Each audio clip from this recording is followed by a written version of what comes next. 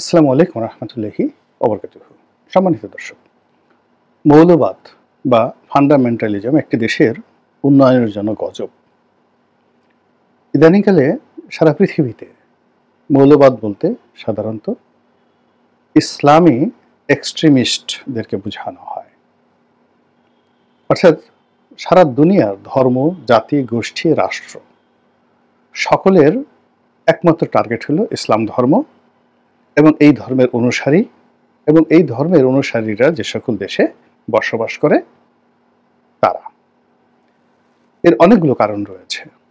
পৃথিবীর প্রাচীনতম যে ধর্মগুলো রয়েছে, এই পৃথিবীতে বহু ধর্ম এসেছে, কালের গহ্বরে হারিয়ে গিয়েছে। একটা সময় সমস্ত মধ্যপ্রাচ্যে সবচেয়ে বড় ধর্ম ছিল অগ্নি উপাসনা।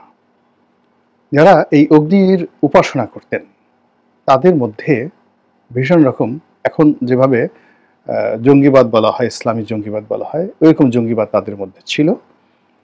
তারপর অগ্নি উপাসকের পর সেটা মূর্তি পূজারই ছিল। ঠিক আমাদের ভারতবর্ষের যে মূর্তি পূজা ঠিক ওরকম না। ইউরোপের যেটা মূর্তি পূজা ছিল গ্রীসে, এটা এক ধরনের মূর্তি পূজা, আর মধ্যপ্রাচ্যে এক ধরনের মূর্তি পূজা ছিল এলাকা ভিত্তিতে। যেমন আরবে ৩৬০টি বিশেষ মূর্তি ছিল এবং লাত, মানাত, উজ্জা আবার এই ৩৬০টি যে মূর্তি তাদের নেতা ছিল। এবং ওভাবেই পুরো জাজিরাতুল আরবের যেটা মক্কা, ইয়ামেন, হেজাজ, যেটা হেজাজ বলা হয়, এই অঞ্চল ৩৬০টি গোত্রে বিভক্ত ছিল। তো তাদের মধ্যেও ভীষণ রকম এক্সট্রিমিস্ট ছিলেন। আবু জেহেল, আবু লাহাবের মতো এক্সট্রিমিস্টরা ছিলেন। মহাভারতের যুগে তখন যে হিন্দু ধর্ম, সেখানেও এক্সট্রিমিজম ছিল এবং এখনো পর্যন্ত আছে। এরকম শিখদের মধ্যে বলেন, বাহাইদের মধ্যে বলেন, খ্রিস্টানদের মধ্যে বলেন, এমনকি বৌদ্ধ ধর্ম, তাদের মধ্যেও এত মারাত্মক এক্সট্রিমিজম রয়েছে। কিন্তু সকল যে ইতিহাস এবং তাদের যে কর্মকাণ্ড সবকিছু ছাপিয়ে হঠাৎ করে কেন ইসলামিস্ট যারা রয়েছেন, অর্থাৎ ইসলাম ধর্মের অনুসারী রয়েছেন, তাদের উপর জঙ্গিবাদের যে অপছায়া, জঙ্গিবাদের যে বদনাম, দুর্নাম এত প্রবল হলো এই সাম্প্রতিক সময়। দ্বিতীয় কারণ হলো যে সত্যিকার অর্থেই কেন ইসলামের মধ্যে একটা বিরাট গ্রুপ তৈরি হয়ে গেছে যারা তাদের চিন্তা এবং চেতনায় ভীষণ রকম উগ্রবাদী।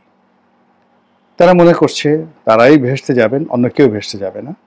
তারা মনে করছেন তারাই সৎ, অন্য বাইরে সৎ মানুষ নেই। তারা মনে করছেন তাদের ইমাম মাহাদি আসবেন, তারপরে হযরত ঈসা আলাইহিস সালাম আসবেন, এসে ইসলাম গ্রহণ করবেন এবং দাজ্জালের বিরুদ্ধে যুদ্ধ করে সারা পৃথিবী তারা জয় করবেন। ভীষণ একটা শাসন ব্যবস্থা তারা চালাবেন। এবং এই যে একটা বিশ্বাস, এই বিশ্বাসকে কেন্দ্র করে সারা দুনিয়ার যে ২০০ কোটি মুসলমান রয়েছে, এই ২০০ কোটি মুসলমানের মধ্যে দাড়ি টুপিধারী একটা বিরাট অংশ নিজেদেরকে দাজ্জালের বিরুদ্ধে যুদ্ধ করার জন্য প্রস্তুত করে রেখেছে। এক। ২ নম্বর হলো তাদের মধ্যে নফরত, অর্থাৎ ঘৃণাবোধ প্রবল থেকে প্রবল আকার ধারণ করেছে। তারা ইহুদিদেরকে ঘৃণা করে, খ্রিস্টানদেরকে ঘৃণা করে, কাফেরদেরকে ঘৃণা করে, অমুসলিমদেরকে ঘৃণা করে, এমনকি মুসলিম সম্প্রদায়ের মধ্যে যারা তাদের মতের অনুসারী নয় তাদেরকে ঘৃণা করে এবং তাদেরকে মেরে ফেলা, কেটে ফেলা, এটাকে তারা মনে করে একটা পুণ্যের কাজ। এই কাজটি করলে তারা শহীদি মর্যাদা পাবে এবং তারা জান্নাত লাভ করবে। এই বিশ্বাসের বশবর্তী হয়ে সারা দুনিয়াতে কিছু মানুষ তৈরি হয়ে গেছে যারা আত্মঘাতী বোমা বহন করে, যারা যুদ্ধ হাতে অস্ত্র হাতে যুদ্ধ করে এবং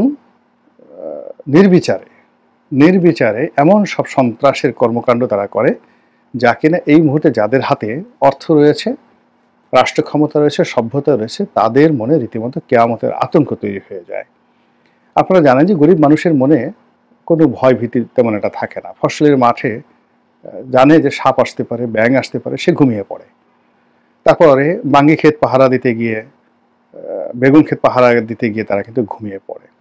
কিন্তু যেই মুহূর্তে আপনার টাকা হবে, অমনি আপনার একটা বাড়ি লাগবে, আরও টাকা হলে আপনার একটা সদর দরজা লাগবে, আরও টাকা হলে দারোয়ান লাগবে, আরও টাকা হলে আপনার বডিগার্ড লাগবে, বন্দুক লাগবে, রাইফেল লাগবে, এরকম। মানে আপনার যত বেশি অবস্থা ভালো হবে ততই আপনার দুনিয়ার প্রতি মোহ বাড়বে, অন্য মানুষের প্রতি সন্দেহ বাড়বে এবং নিজেদের নিরাপত্তার ব্যাপারে আপনি উদ্বিগ্ন হয়ে পড়বেন। তা আপনার এই যে অনুভূতি, এটিকে আপনি পশ্চিমে নিয়ে যান, এটিকে আপনি ভারতে নিয়ে যান কিংবা চীন দেশে নিয়ে যান, যেখানে খুব দ্রুত অর্থনৈতিক প্রবৃদ্ধি হয়েছে, অনেক মানুষ ধনী হয়ে গেছে। তো যারা ধনী হয়েছেন তারা মরতে চান না, দ্বিতীয়ত তারা নিজেদের নিরাপত্তা নিয়ে শঙ্কিত এবং তারা চরিত্রগতভাবে সবাইকে সন্দেহ করে। আর তারা যে সুখ স্বপ্নগুলো ভোগ করছে, সাম্রাজ্য তারা ভোগ করছে, এই বিষয়টি তারা হারাতে চায় না। আর এই কারণে কি হলো, এই যে যারা খুব এক্সট্রিম কথাবার্তা বলে, এক্সট্রিম পোশাক আশাক পরে, আচার আচরণ চালচলনে এক্সট্রিমিজম প্রদর্শন করে, তাদেরকে তারা জমের মতো ভয় পায়। এবং এই কারণে পশ্চিমাদের মধ্যে ইসলাম ফোবিয়া, ইসলাম ভীতি এতটা বেশি যে এটা আপনাকে মানবিক দৃষ্টিকোণ থেকে বিচার করতে, বিশ্লেষণ করতে হবে। এখানে যুক্তি দিয়ে কাজ হবে না, রিয়েলিটি আপনাকে বুঝতে হবে। তো তাদের সেই ভীতির কারণে মধ্যপ্রাচ্যে আগুন জ্বলছে, হামাসের উপর নির্যাতন চলছে, ফিলিস্তিনের উপর নির্যাতন চলছে এবং বাংলাদেশকে জঙ্গি তকমা দিয়ে এই দেশের মুসলমানদের উপরে জুলুম এবং অত্যাচার করার জন্য পশ্চিমারা 10 পায়ে দাঁড়িয়ে আছে। কিন্তু দুর্ভাগ্য হলো যে আমরা, আমাদের এই দেশে যারা সংখ্যাগরিষ্ঠ মানুষ, আমরা এই পুরো বিষয়টি নিয়ে দার্শনিক চিন্তা করিনি। আমরা এটার কোনো বাস্তবতা নিয়ে কখনো চিন্তা ভাবনা করি না। আমরা একবারও ভাবি না যে আমাদের সমস্যাগুলো কি।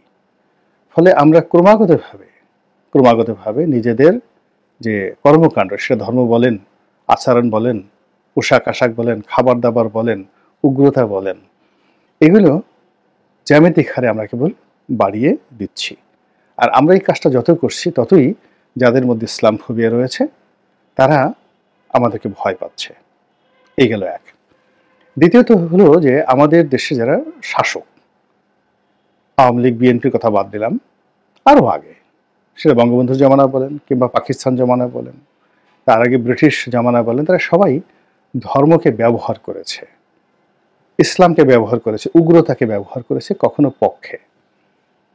এবং আবার যখন দেখেছে যে এটা তাদের জন্য একটা ফ্রাঙ্কেনস্টাইনের দানব হয়েছে, তারা দমন করেছে। আপনি অবাক হয়ে যাবেন যে একটা সময়ে সেই লর্ড ওয়ারেন হেস্টিংস 1773 সনে, মানে মীর জাফরের পতনের পর যখন রবার্ট ক্লাইভ ক্ষমতায় এলেন, রবার্ট ক্লাইভের পরে যিনি গভর্নর জেনারেল হয়ে এলেন ইস্ট ইন্ডিয়া কোম্পানির, তিনি হলেন লর্ড ওয়ারেন হেস্টিংস। তো তিনি ভারতবর্ষে এসে প্রথম যে শিক্ষা প্রতিষ্ঠানটি তৈরি করলেন সেটি হলো কলকাতা আলিয়া মাদ্রাসা, 1773 খ্রিস্টাব্দে। এখন চিন্তা করুন যে তিনি তো এটা মূলত মুসলমানদের উন্নয়নের জন্য করেননি। তিনি যে কাজগুলো করেছেন, যে মুসলমানদেরকে কৃষ্টি এবং কালচার থেকে একেবারে আলাদা করে তাদেরকে একটা কল্পনার জগতে বসবাস করানোর জন্য, তারা কোরআন নিয়ে থাকুক, হাদিস নিয়ে থাকুক, ইজমা নিয়ে থাকুক, কিয়াস নিয়ে থাকুক, ওয়াজ, নসিহত, তসবিহ, তাহলিল, হুর, পরি, তারপরে শেষে জিন, ভূত, ঝাড়ফুঁক ইত্যাদি নিয়ে থাকুক। আধুনিক শিক্ষা তাদের মধ্যে ঢুকানো হয়নি। আর আধুনিক শিক্ষার জন্য তারা হিন্দুদেরকে বেছে নিল, খ্রিস্টানদেরকে তারা বেছে নিল, অন্যান্য নৃগোষ্ঠীকে তারা বেছে নিল। আবার পরবর্তীতে যখন এই আলিয়া মাদ্রাসা থেকে বের হয়ে বিভিন্ন মানুষ জিহাদের ডাক দেওয়া শুরু করলো, তাদের উপর ব্রিটিশরা যে স্টিম রোলার চালালো, তার ফলে মুসলমানদের যে ক্ষয়ক্ষতি হলো এটা অতুলনীয়। একই অবস্থা মুঘল আমলে হয়েছে, একই অবস্থা সুলতানি আমলে হয়েছে, একই অবস্থা শেখ হাসিনার আমলে হয়েছে। তারা তাদের নিজেদের প্রয়োজনে এই যারা ইসলামিস্ট লোকজন রয়েছেন তাদেরকে জামায়াত করে কাছে রেখেছেন, আবার প্রয়োজনটা শেষ হওয়ার পর ছুঁড়ে ফেলে দিয়েছেন, আবার তাদেরকে জেলখানায় পুরে মারধর করে তারপরে শেষে তাদের একেবারে দুনিয়া এবং আখেরাত ভ্যানিশ করে দেওয়ার জন্য রাষ্ট্রশক্তি সবসময় চেষ্টা চালিয়েছে। কিন্তু এত কিছুর পরও এই হাজার বছরের ইতিহাসে আমাদের দেশের যারা ইসলামপন্থী তাদের মধ্যে নম্রতা আসেনি, বিনয় আসেনি, ভদ্রতা আসেনি। যে ভুল আগের জমানার ইসলামী বক্তারা করেছেন, আগের জমানার ইসলামের যারা নেতা ছিলেন তারা করেছেন, সেই ভুল এখনকার যারা ইসলামী বক্তা এবং নেতা তারাও করছেন। এবং তারা যা কিছু করছেন প্রায় সব কর্মকাণ্ডই তাদের বিরুদ্ধে যাচ্ছে। এবং এই যে বাংলাদেশের এই সময়টিতে হঠাৎ করে তাদের যে উত্থান, তাদের যে উল্লম্ফন, তাদের যে বাড়াবাড়ি, এইগুলোর ফলে একদিকে যেমন রাষ্ট্রশক্তি, আমাদের দেশের রাষ্ট্রশক্তি, তারা তাদের অস্ত্রে শান দিচ্ছেন আগামী দিনে এদেরকে মোটামুটি সাইজ করার জন্য, কাট্টুস করার জন্য। আর অন্যদিকে সরকারকে এই কাজে বাধ্য করার জন্য পশ্চিমা দুনিয়া ইতিমধ্যে যে সকল তথ্য এবং উপাত্ত তারা জোগাড় করে ফেলেছে, এবং এই যে উগ্রবাদ, জঙ্গিবাদ, ইসলামফোবিয়া, এগুলোকে উপলক্ষ করে যে সকল ঝামেলা, ঝক্কি, বিপদ আপদ, নিষেধাজ্ঞা বাংলাদেশের দিকে এগিয়ে আসছে, সেগুলো মোকাবেলা করার জন্য সরকারকে, যারাই থাকেন না কেন, সেটা ইউনূস সাহেব থাকেন কিংবা বিএনপি আসে বা অন্য কোনো দল আসে, তাদের সবাইকেই সবার আগে যে কাজটি করতে হবে সেটা হলো নির্যাতনের স্টিম রোলার চালাতে হবে এই ইসলামপন্থীদের উপর, উগ্রবাদের নাম করে বা উগ্রবাদ দমনের নাম করে। কাজেই এই দিন দিন নয়, এই সময় চিরদিন চলবে না, এটি প্রবাহিত হতে থাকবে। আর সেই প্রবাহিত হতে হতে আমাদেরকে সেই জায়গায় নিয়ে যাবে, হাজার বছরের ইতিহাসে আমরা বারবার যে ভুল করেছি সেই ভুলের দিকে আমাদেরকে নিয়ে যাবে। আল্লাহ এই ভুল থেকে আমাদের সবাইকে হেদায়েত দান করুন এবং হেফাজত করুন। আসসালামু আলাইকুম ওয়া রাহমাতুল্লাহি ওয়া বারাকাতুহু।